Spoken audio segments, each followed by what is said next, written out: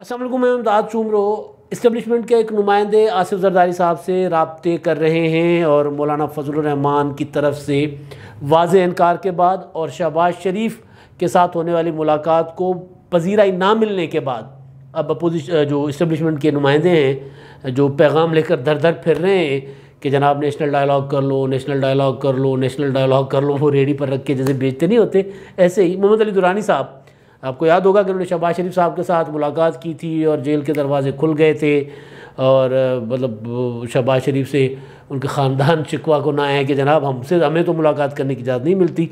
दुरानी साहब को मिल गई इजाज़त और बाहर से निकले तो दुरानी साहब ने कहा मैं तो नेशनल डायलॉग की ऑफ़र लेकर आया था।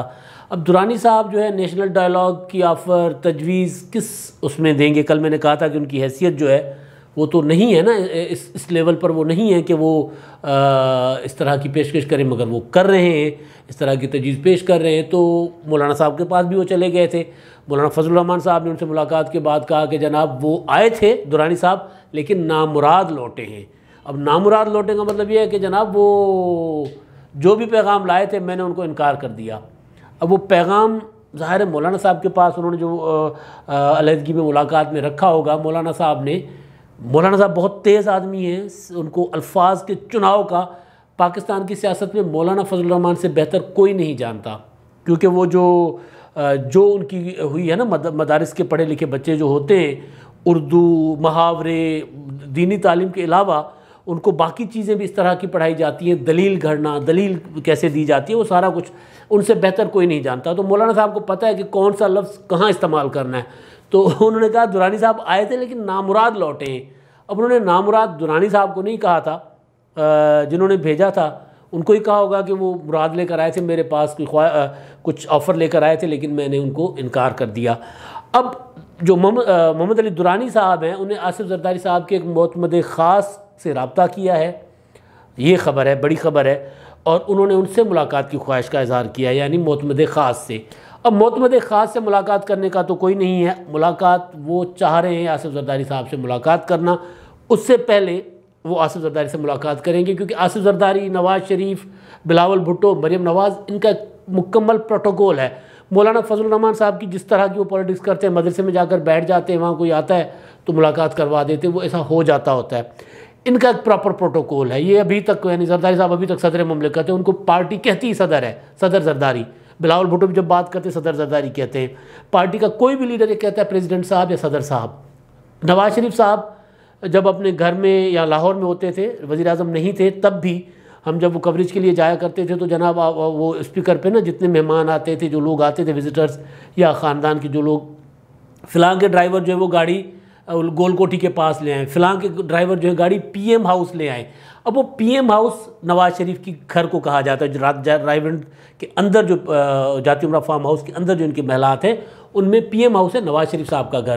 तो नवाज़ शरीफ साहब भी अभी तक प्राइम मिनिस्टर समझते हैं, तो इनसे मुलाकात के लिए एक ड्यू प्रोटोकॉल होता है कि भाई पहले इनके सेक्रेटरीज़ होते हैं, इनके ख़ास जो नुमाइंदे होते हैं, मोतमद ख़ास होते हैं, जो इनकी रब्ताकार होते हैं, पहले उनसे रब्ते किए जाते हैं, पहले इनसे टाइम लिया जाता है। मैंने पिछले दिनों गुजारिश की थी कि पहले आसिफ जरदारी और नवाज़ शरीफ एक दूसरे से रब्ता करने के लिए एक दूसरे को मैसेज करवाया करते थे फ़ोन पे कि जनाब मियाँ साहब जरदारी साहब से बात करना चाहते हैं। फिर जरदारी साहब के सेक्रेटरी जो होंगे या जो भी वो रुखसाना बंगश साहिबा होंगी या जो दूसरे लोग होंगे, तो वो जरदारी साहब को बताते कि जनाब मियाँ साहब बात करना चाह रहे थे। जरदारी साहब आगे से जवाबी मैसेज करवाते कि जनाब मैं आज 5 बजे फ्री हूँगा तो 5 बजे मुझे कॉल कर लें, 5 बजे मैं फ़ोन खाली छोड़ूंगा, मियाँ साहब के लिए अपना टाइम निकाल लूँगा। तो ये इस तरह तरीक़ेकार होता है। तो वहाँ जब अब नवाज़ शरीफ और आसिफ जरदारी में हो गया, हॉटलाइन का रब्ता हो गया। अब उन्होंने वो वाला प्रोटोकॉल एक दूसरे के लिए, क्योंकि जो पीडीएम की तहरीक चल रही है ना, तो इसमें एक दूसरे को एक लम्हे की वो इन्फॉर्मेशन देते हैं, बताते हैं कि जनाब अब यहाँ से रब्ता हुआ है, अब उसने वहाँ से वो ऑफ़र हुई, अब वो ऑफ़र हुई है। बहरहाल ताकि वो कोई अबाम ना रहे, कोई चीज़ें जो हैं वो मिसअंडरस्टैंडिंग ना हो, गलत फहमियाँ ना पढ़े। तो बहरहाल तो ये उनका प्रोटोकॉल है। अब उन प्रोटोकॉल में ज़ाहिर है वो जो मोहम्मद अली दुरानी साहब जरदारी साहब से मिलना चाह रहे थे, उससे पहले वो चाह रहे हैं कि जरदारी साहब के साथ सबसे करीबी जो बंदा है, जो पॉलिटिकली इस तरह के मामलात को डील करता है पार्टी से हट के, उन जो जिनको रब्ता किया गया उनकी पार्टी के अंदर उनके पास कोई ऑफिस नहीं है, लेकिन आसिफ जरदारी साहब के वो रब्ताकार हैं। वो जहाँ जहाँ आसिफ जरदारी साहब रब्ता जहाँ जिस जगह आसिफ जरदारी साहब रब्ता करना चाहते हैं वो वहाँ रब्ता करवाते हैं। तो बहरहाल उससे मोहम्मद अली दुरानी साहब ने किया है रब्ता। और नेशनल डायलॉग का मामला जो है वो है इस सारे मामले, इस रब्तों के पेश नज़र। अब आप जो नेशनल डायलॉग की बात है जो शहबाज शरीफ साहब से ने शुरू की थी, जो अपनी वालदा के स्वयं पर उन्होंने मीडिया से गुफ्तगू करते हुए नेशनल डायलॉग की कहा था कि जनाब नेशनल डायलॉग होना चाहिए। उससे पहले नेशनल डायलॉग की ऑफ़र कहीं और से आई थी और वो हमारे दोस्त इमरान शफकत साहब उन्होंने अपने वीलॉग्स में ये ख़बर दी थी कि जनाब जो कुव्वतें हैं, जो इस्टेब्लिशमेंट है, वो चाह रही है नेशनल डायलॉग किया जाए, इस मामले से निकला जाए। जो पाकिस्तान की सूरत हाल पैदा हो गई है इससे सारे से निकला जाए। तो नेशनल डायलॉग की आई इस्टेब्लिशमेंट की तरफ से थी, उसके बाद पॉलिटिकली उसको अडॉप्ट किया था शहबाज शरीफ ने, और शहबाज शरीफ अडॉप्टेड हैं उनके, ज़ाहिर शहबाज शरीफ उनके बंदे समझे जाते हैं। तो शहबाज शरीफ साहब ने इसने नेशनल डायलॉग की बात को आगे बढ़ाया था और फिर अपोजिशन में पीडीएम में उसको इनकार कर दिया था। मतलब साफ साफ कहा गया था बिलावल भुट्टो की तरफ से, मरीम नवाज़ की तरफ से, मौलाना फजल रहमान साहब की तरफ से कि एक सूरत में डायलॉग हो सकता है, उसको नाम जो भी दें, नेशनल डायलॉग या जो भी, एक सूरत में हो सकता है कि इमरान खान साहब इस्तीफ़ा दें, घर जाएँ, उसके बाद हम बात करने को तैयार हैं। ज़ाहिर इमरान खान साहब घर जाएँ तो किससे बात होगी, हाँ समझ आती है। तो अब वो जो नेशनल डायलॉग की बात के इनकार के बावजूद मोहम्मद अली दुरानी साहब भी उनके बंदे हैं, समझे जाते हैं। इसमें मतलब मुशर्रफ के वज़ीर थे भाई, वज़ीर इत्तलात थे और बग़ैर किसी उसके बन गए थे, यानी कोई पॉलिटिकली उनकी इतनी इम्पोर्टेंस नहीं थी, उससे पहले कोई इतना उनका नहीं था, तो वो बन गए थे। तो ज़ाहिर है वो उनके बंदे हैं शहबाज शरीफ साहब की तरह।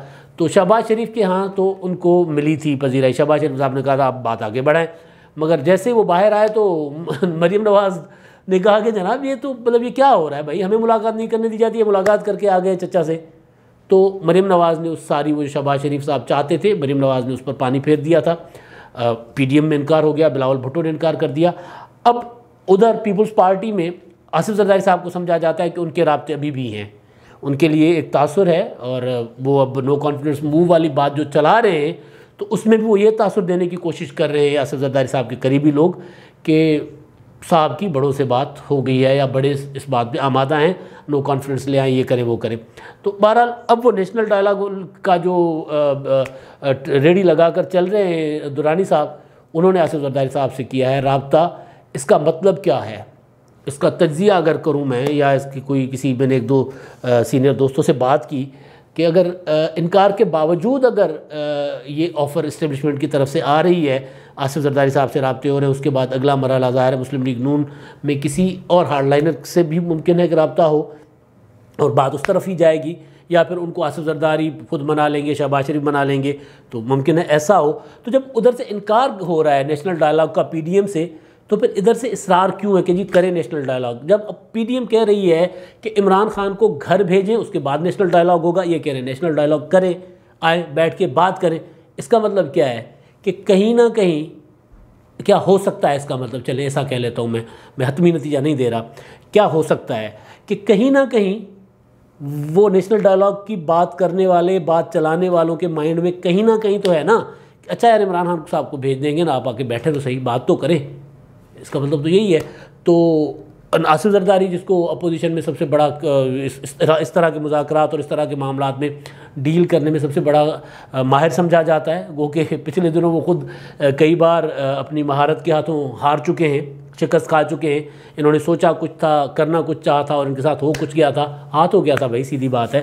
तो लेकिन अब भी बहरहाल समझा जा रहा है कि वो शायद इस सारी सूरत हाल को बेहतरी की तरफ ले जाएंगे हालात को, और जो मुज़ाकरात की पेशकश है उसको किसी ना किसी लगाएंगे, पार लगाएंगे कश्ती अपोजिशन की भी, और इमरान खान को घर भेजने का मामला जो है उसको भी कहीं ना कहीं वो आगे चला सकते हैं। और वो कह रहे हैं कि जनाब मुझे दे दे, मैं करके दिखाता हूँ, मैंने मुशर्रफ को भी घर भेजा है।